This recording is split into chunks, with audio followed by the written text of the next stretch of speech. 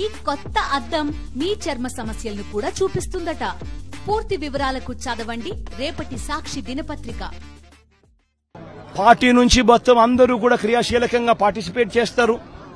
Party నుంచి party cadre ఇప్పటికే క్రియాశీలకంగా పార్టిసిపేట్ చేస్తా ఉంది. సీను దగ్గర నుంచి మా ఎమ్మెల్యేలు కంటెస్ట్ చేసిన వాళ్ళందరూ కార్పొరేటర్ల స్థాయి నుంచి అందరూ కూడా ఇక్కడే ఇదే నీటిలోనే ఉన్నారు. ఈ రోజు నుంచి కాదు, రెండు రోజుల నుంచి కూడా ఇదే కార్యక్రమాలే చేస్తా ఉన్నారు. ప్రజలకు అందుబాటులో కొద్దో గొప్ప వీళ్ళు చేయగలిగిన కాడికి ఖచ్చితంగా చేస్తా ఉన్నారు. కానీ ప్రభుత్వం అనేది స్పందించాలి. అది మోస్ట్ ఇంపార్టెంట్. ప్రభుత్వం అనేది పలుకుతే జగన్ ప్రభుత్వంలో కూడా ప్రభుత్వం ఉండేది. కానీ జగన్ ప్రభుత్వంలో ఏ ఒక్కరూ కూడా ఎప్పుడూ కూడా డిస్సాటిస్ఫైడ్ గా ఎప్పుడూ లేరు. ఎందుకు లేరు అని అంటే కారణం జగన్ ప్రభుత్వంలో ఒక వాలంటీర్ వ్యవస్థ ఉండేది. జగన్ ప్రభుత్వంలో ఒక సచివాలయ వ్యవస్థ ఉండేది. ఈ వాలంటీర్ల వ్యవస్థ, ఈ సచివాలయాల వ్యవస్థ గ్రామ స్థాయిలో వార్డు స్థాయిలో మమేకమై ఉండేది. వీళ్ళందరూ కూడా వాలంటీర్లందరూ కూడా ఎప్పుడు వరదొచ్చినా ఎప్పుడు తుఫాన్ వచ్చినా వీళ్ళ సహాయ సహకారాల వల్లే గొప్పగా ఎటువంటి కంప్లైంట్స్ ప్రజల నుంచి రాకుండా సాచ్యురేషన్ పద్ధతిలో ప్రజలకు మంచి చేయగలిగాం. తుఫాన్ వచ్చినప్పుడు జగన్ ముఖ్యమంత్రిగా ఉన్నప్పుడు తుఫాన్ వచ్చినప్పుడు కలెక్టర్ గారికి నేను చెప్పేవాడిని, నేను మీకు వారం రోజులు టైం ఇస్తా ఉండా, వారం రోజుల తర్వాత నేనే వస్తాను. వచ్చిన తర్వాత నేను ప్రజలతో మమేకమై నేను అడుగుతాను. ఏ ఒక్కరి నోట్లో నుంచి కూడా కలెక్టర్ మాకు పలకలేదు, కలెక్టర్ స్పందించలేదు, కలెక్టర్ వల్ల మాకు నష్టం జరిగింది అన్న మాట ఎప్పుడూ వినపడకూడదు అని చెప్పి నేను ఆదేశాలు ఇచ్చేవాడిని. మా కలెక్టర్ బాగా పనిచేశాడు, మా కలెక్టర్ మంచివాడు అనే మాట వినపడాలి అని చెప్పి గట్టిగా కలెక్టర్లకు ఎప్పుడూ చెప్పేవాడిని. చెప్పిన ప్రకారం నేను ఖచ్చితంగా వారం రోజుల తర్వాత నేను పోయేసరికి వాలంటీర్ల సైన్యం అక్కడ ముందే ఉండేది. గ్రామ సచివాలయాల్లో పనిచేసే మొత్తం పిల్లలందరూ కూడా అక్కడే ఉండేవాళ్ళు.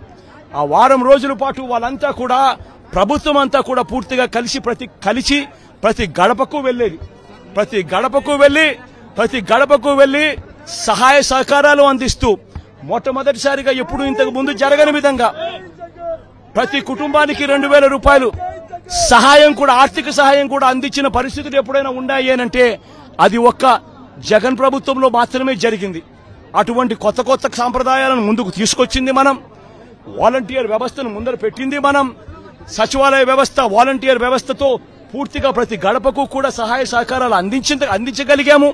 రిలీఫ్ క్యాంపులు తుఫాను వచ్చే నాటికే రిలీఫ్ క్యాంపులు ఏర్పాటయ్యేటివి. ముందుగానే లోతట్టు ప్రాంతంలో ఉన్న మనుషులందరినీ కూడా ముందుగానే రిలీఫ్ క్యాంపులకు ట్రాన్స్ఫర్ చేసేవాళ్ళము. రిలీఫ్ క్యాంపుల్లో అందరినీ కూడా బాగా చూసుకోవడమే కాకుండా రిలీఫ్ క్యాంపుల్లో బయటికి వెళ్లేటప్పుడు డబ్బులు కూడా 2,000 రూపాయలు డబ్బులు కూడా సహాయం కూడా ఇచ్చి పంపించిన కార్యక్రమం కూడా అప్పట్లో జరిగేది. అప్పటికి ఇప్పటికి తేడా గమనించండి. చంద్రబాబు నాయుడును కూడా కనీసం ఇప్పటికైనా ప్రజలకు క్షమాపణ చెప్పి కనీసం చేయాల్సిన పనులు ఖచ్చితంగా చేయమని చెప్పి అడుగుతా ఉన్నాం.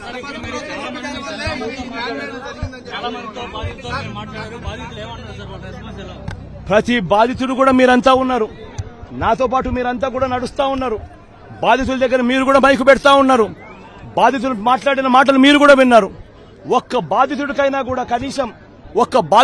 కానీ ఇక్కడ నుంచి మేము వస్తా ఉన్నాం, ఇక్కడ నుంచి మేము ఎక్కడికి వెళ్ళాలి అని అంటే, ఎక్కడి నుంచి ఎక్కడికి వెళ్తా ఉన్నారు అని అంటే తెలియదు సార్, తెలియదన్నా, ఇక్కడ నుంచి పోవాలి, మా బంధువుల ఇళ్లకు పోవాలనే మాట చెప్తా ఉన్నారు. కానీ కనీసం ఒక్క బాధితుడన్నా కానీ రిలీఫ్ క్యాంపులకు మేము పోతా ఉన్నాము, రిలీఫ్ క్యాంప్ అక్కడ ఉంది, రిలీఫ్ క్యాంప్ అక్కడ పెట్టారన్న మాట కనీసం ఒక్కడన్నా చెప్పాడా అని అడుగుతా ఉన్నా.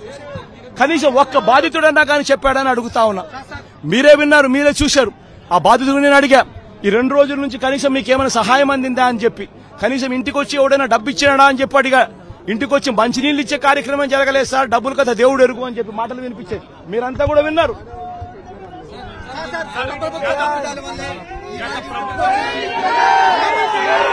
ప్రభుత్వ తప్పిదమే, మ్యాన్ మేడ్ ఫ్లడ్ ఇది.